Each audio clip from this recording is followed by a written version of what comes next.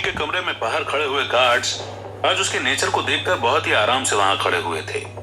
उन्हें समझ नहीं आ रहा था कि ऐसा क्यों हो रहा है, पर सुशील उनसे अचानक से अच्छा बिहेव कर रहा था, जबकि 2 दिनों से वो उन्हें गाली दे रहा था। उन्होंने इस बात पर ज्यादा ध्यान नहीं दिया, क्योंकि वो असल में तो उनका बॉस ही था। पर कहीं ना कहीं उन्हें यह भी पता ही था कि धीरे धीरे करके वो कमरे में एडजस्ट हो ही जाएगा। इसी वजह से जब करण कमरे के अंदर गया तो किसी ने भी उस पर शक नहीं किया और आसानी से उसे जाने दिया। उन्हें पता था कि वो बहुत ही फ्रिक्वेंटली वहां पर आ चुका है और शायद उन दोनों की कोई सी ऐसी बात चल रही होगी जो करण उससे करना चाहता है।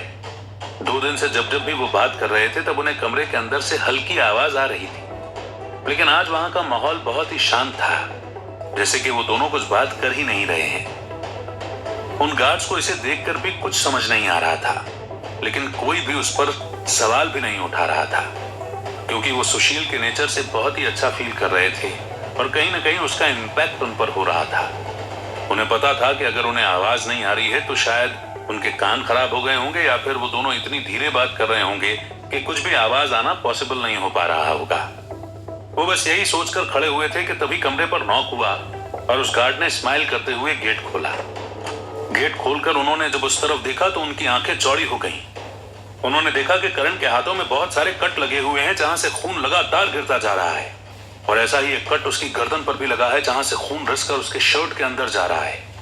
वहीं पर सुशील ने उसकी गर्दन पर नाइफ पकड़ रखा है और वो उसे पकड़ते हुए आगे बढ़ रहा है। जब उन्होंने ये देखा तो तुरंत अपने पीछे से अपनी गन निकाल ली और उसे सुशील के ऊपर एम कर दिया। तब गार्ड ने उसे चिल्लाकर कहा, सुशील तुम ये क्या कर रहे हो? पागल मत बनो, उसे छोड़ दो, नहीं तो मैं गोली मार दूंगा। उसे छोड़ दो, नहीं तो बहुत बुरा अंजाम होगा। करण तुम डरो मत, तुम्हें कुछ नहीं होगा, हम तुम्हारे साथ हैं, हम तुम्हें कुछ नहीं होने देंगे। गार्ड ने अभी भी अपनी गन को सुशील की तरफ ही कर रखा था, लेकिन वो जैसे कुछ रिस्पॉन्स नहीं कर रहा था। उसे पता था कि वो उस पर फायर नहीं करेंगे, क्योंकि अगर उनका निशाना करण को लग गया तो वो बहुत ही डेंजरस होगा और घर के अंदर फायरिंग की परमिशन उन्हें वैसे भी नहीं मिली होगी। तब सुशील ने एक कदम करण को धक्का मारते हुए आगे बढ़ाया और उसने कहा, मुझे तुमसे कुछ लेना देना भी नहीं है, मुझे बस यहां से जाने दो। मैं तुमसे फालतू की बातें करने नहीं आया हूं और अपना टाइम बिल्कुल भी वेस्ट नहीं करना चाहता। तुम जितनी जल्दी मुझे यहां से जाने दोगे उतना अच्छा रहेगा, नहीं तो मैं इसकी गर्दन उड़ा दूंगा। इतना कहकर सुशील ने उस नाइफ को करण की गर्दन पर थोड़ा सा दबाया। जब करण को दर्द हुआ तो उसे लगा कि अब उसे चिल्लाना चाहिए और वो चिल्लाने लगा। जब गार्ड ने उसे ऐसे चिल्लाते हुए देखा तो उन्हें समझ आ गया कि सुशील अब साइको बन गया है और वो कुछ भी कर सकता है, इसलिए उन्होंने अपनी गन को थोड़ा सा पीछे कर लिया। जब सुशील ने इस चीज को नोटिस किया तो उसे समझ आ गया कि वो उससे डर रहे हैं। इसी बात का फायदा उठाकर उसने करण को धक्का मारा और वो उसे कॉरिडोर में ले जाने लगा। जैसे जैसे वो कदम आगे बढ़ा रहा था वैसे वैसे दोनों गार्ड भी उसके पीछे आ रहे थे, लेकिन कोई भी कुछ भी कर नहीं रहा था। सुशील को उनके माथे पर चिंता अलग ही दिख रही थी, जो इस बात को शो कर रही थी कि शायद अब बख्शी सर उन्हें नहीं छोड़ेंगे, क्योंकि उन दोनों ने बहुत बड़ी गलती कर दी है। यही बात सोचकर वो खुश हो रहा था, क्योंकि उसे पता था कि उसका प्लान काम कर रहा है। जैसे ही वो कॉरिडोर में आगे मुड़ा उसे वहां पर 2 गार्ड्स और दिख गए। उन्होंने भी करण को देखकर सेम रिस्पॉन्स ही किया और घबराकर गन निकाल ली, लेकिन वो फायर नहीं कर पाए, क्योंकि उन्हें भी यही डर था कि वो शायद गलती से करण को मार देंगे। इस चीज को देखकर सुशील को और अच्छा लगा और वो धीरे धीरे आगे बढ़ता गया। करण भी उसके साथ कोऑपरेट कर रहा था, क्योंकि उसकी इच्छा भी यहां से निकलने की थी और वो अपने दर्द को भी भूल चुका था। उसे नहीं महसूस हो रहा था कि उसे कहां कट लगे हैं या उसकी बॉडी में कहां से खून निकलकर नीचे जमीन पर गिर रहा है। बस उसे वो गार्ड दिख रहे थे जो उसके सामने डर कर पीछे हट रहे थे, और उसके चाचा महसूस हो रहे थे जो हर कदम उसे धक्का देकर आगे बढ़ने पर मजबूर कर रहे थे। जब करण को यह बात समझ आ रही थी तब भी वो दोनों और आगे जाने लगे, और उसके बाद जब बाहर की तरफ मुड़ने लगे तब करण ने देखा कि वहां पर 5 गार्ड्स खड़े हैं। उन्हें देखकर सुशील की आंखें थोड़ी चौड़ी हो गईं और उसे समझ आया कि वो शायद आगे नहीं चल पाएगा। उन 5 गार्ड्स ने सुशील की तरफ गन एम कर रखी थी और वो फायर के लिए तैयार थे।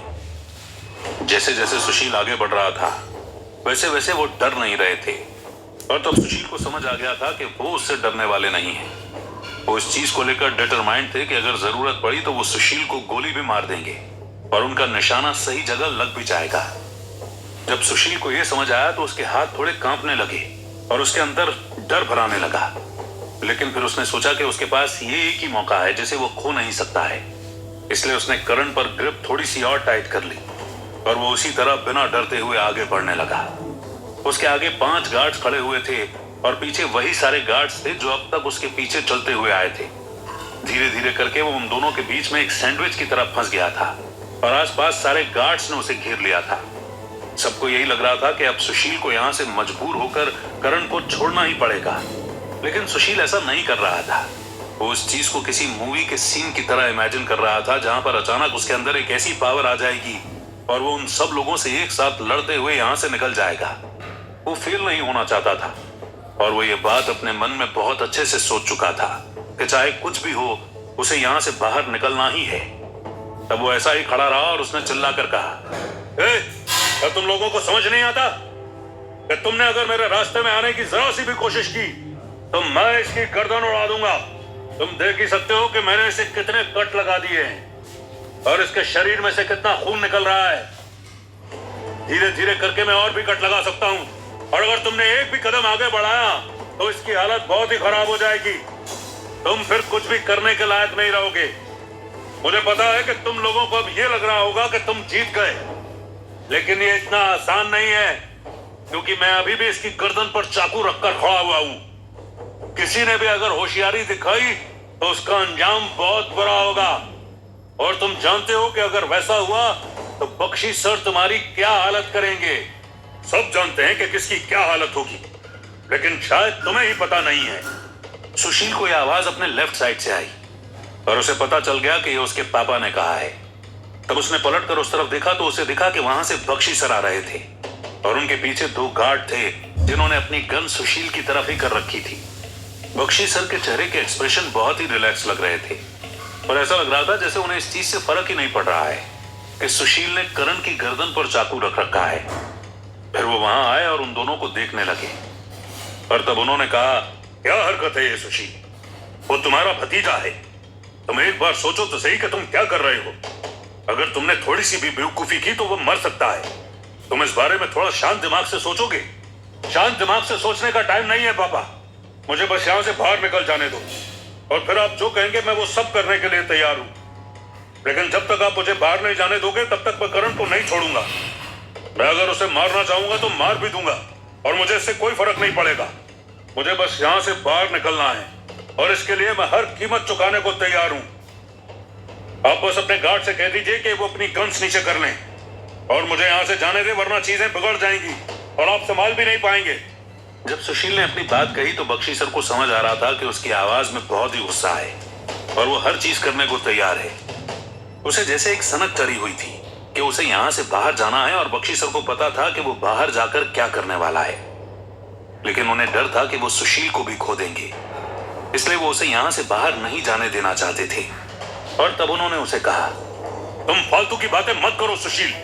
मैंने तुम्हें 2 दिन पहले भी बोला था कि तुम ऐसा कुछ भी नहीं करोगे और ना ही यहाँ से बाहर निकलोगे। इसका एक रीजन है कि मैं तुम्हें कंट्रोल करके इस घर में रख रहा हूँ ताकि मैं तुम्हारी जान बचा पाऊं। तुम्हें पता है कि आदित्य क्या कर सकता है और अगर तुमने ज्यादा होशियारी की तो फिर नुकसान तुम्हारा ही होगा। मैं तुम्हें खोना नहीं चाहता और तुम इस बात को बहुत अच्छे से जानते हो, इसलिए कहता हूं कि अभी के अभी करण को छोड़ दो और हम सारी चीजों को भूल जाएंगे। मैं तुम्हें वापस अपने कमरे में बंद कर दूंगा और फिर सारी चीजें नॉर्मल हो जाएंगी, लेकिन तुम्हें अभी के अभी उसे छोड़ना होगा। बख्शी सर की बात का जैसे सुशील पर कोई असर ही नहीं पड़ा और वो बस वैसे ही खड़ा रहा। उसे अपनी आंखों के सामने अपने परिवार की मौत होती हुई दिख रही थी और उसके सामने खड़ा हुआ आदित्य स्माइल करता हुआ दिख रहा था। उसे समझ नहीं आ रहा था कि वो किस तरीके से चीजों को कंट्रोल करे, लेकिन वो अपना कंट्रोल बिल्कुल भी खोना नहीं चाहता था और उसे बस यहां से निकलना था। उसे पता था कि उसका ये प्लान काम करेगा अगर वो थोड़ी ही देर में यहां से निकल जाएगा। यही बात सोचकर वो ऐसे ही खड़ा रहा, लेकिन तभी उसने नोटिस नहीं किया कि एक गार्ड धीरे धीरे करके उसकी तरफ आ रहा था। जैसे ही वो सुशील के पास पहुंचा तो उसने जोर से उसके मुंह पर पंच मारा। उसके लगते ही सुशील का बैलेंस बिगड़ गया, उसके हाथ से नाइफ नीचे गिर गया और करण भी उसकी ग्रिप से छूट गया। तब उस गार्ड ने सुशील के दोनों हाथों को पीछे करके उसे जमीन पर लेटा दिया और सुशील को ऐसा लगा कि उसका सारा प्लान चौपट हो गया है। Thanks for watching. बेकार सुशील।